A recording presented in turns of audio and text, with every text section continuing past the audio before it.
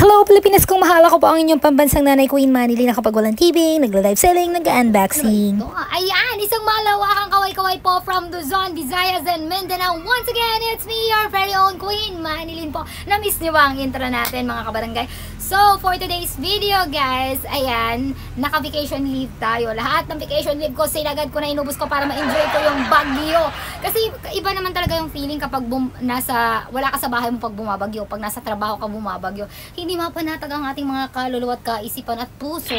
Okay, for today's video guys, ay i-share ko sa inyo itong na-discover ko at nabili ko kay TikTok. Trending ito kay TikTok guys na talaga namang I love it. Okay, dahil talagang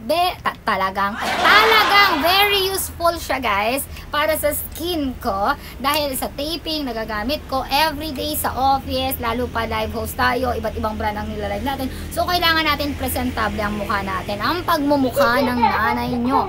Okay, so ito guys, nabili ko kay TikTok. Ito 179 lang ito, DW Timeless Staying Beautiful. O, timeless daw, B. So, trinay ko lang. Ako kasi mahilig akong mag-try. So, ayan, trinay natin guys for only 179. Dual na ito. Meron na siyang powder, meron na rin siyang caution. Okay? Caution. Yun ba yung caution na ano? Do not enter, do not touch, do not...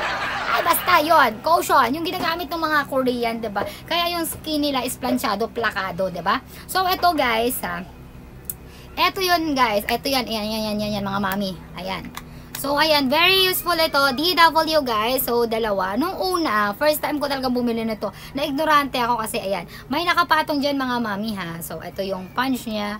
So, eto. Tapos, ito kasi, hindi ko mabuksan, Nakaganyan yan, hindi ko mabuksan. Sobrang lang. Akala ko tuloy, eto lang talaga. So, nagpatulong ako sa aking friendship. Ayan, talagang punersa namin. And, taran, meron talaga siyang laman. So, tatry natin mga marikoy, ha. So, eto guys. Ayan. Ayan. Kita ba? Okay, ulitin natin. Ayan. Ayan. So guys, lalagay mo lang sa skin mo, lalo na yung gusto mong tabunan, bakas ng kahapon, bakas ng pagpupuyat. Kasi meron talaga guys na ano yung ano tawag na bakas ng tagyawat na hindi yung nagiiwan ng dark spot. So kalahati lang, ayan. Okay.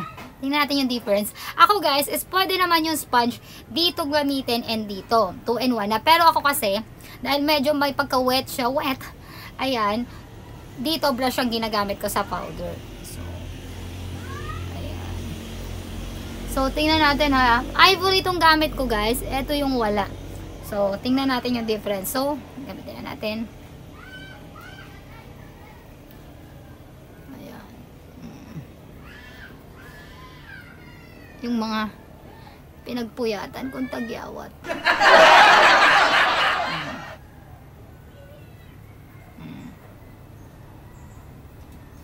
Alam mo, kahit ito lang, yung dala mo, kahit saan ka mapadpad, may ka-date ka, may ka-date, may meeting ka, may event, taping, trabaho.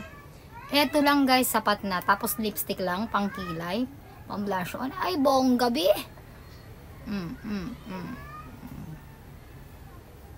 Ako kasi guys, di naman talaga ako magaling mag-makeup.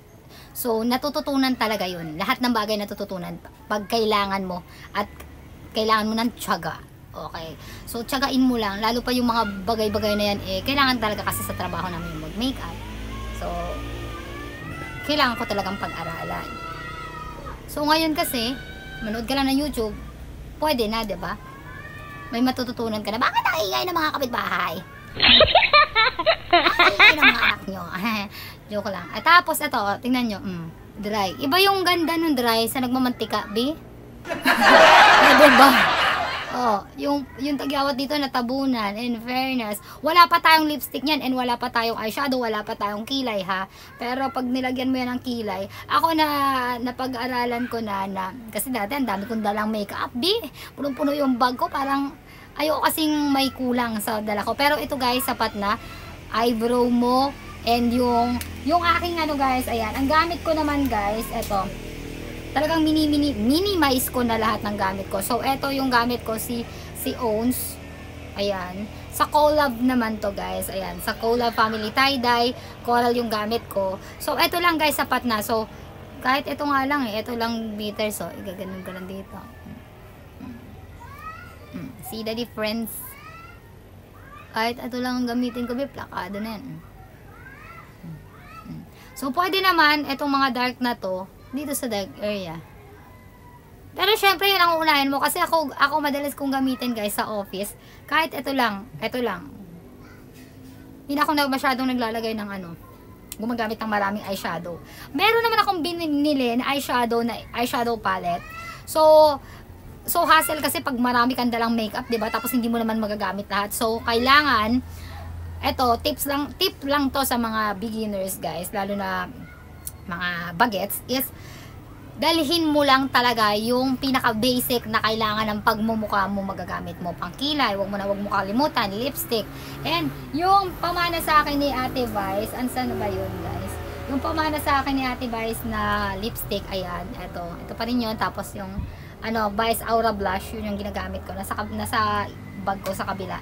So, hassle na pag tumakbo pa ako doon, diba? Matatagalan tayo. So, ayan guys. Ayan ang gamit ko namang blush on, guys. Is, ang pinaka-favorite kong blush on ngayon, yung Cheek Finish Blusher naman ni Hershey. So, sa collab din to, PH. So, asa na ba yung brush ko?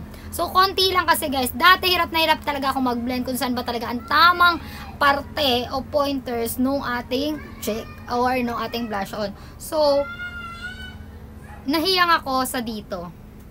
Dito ako hiyang. Konti lang siya, See? Lakado na, be, Okay, basic lang yan na makeup, mami.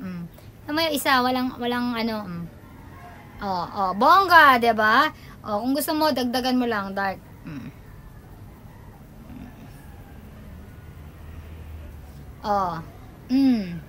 Yan. Pak. Diba? Syala mga biyo, compare dito. So, ayan na mga marikoy, guys. Lalagay ko rin yung sa description link yung mga link kung saan ko talaga nabili para naman mas makamura kayo at makabili kayo ng legit. Okay? Have a nice day. Stay beautiful. And yes, magpasalamat tayo sa Panginoon dahil gumigising tayo ng maganda at walang sakit.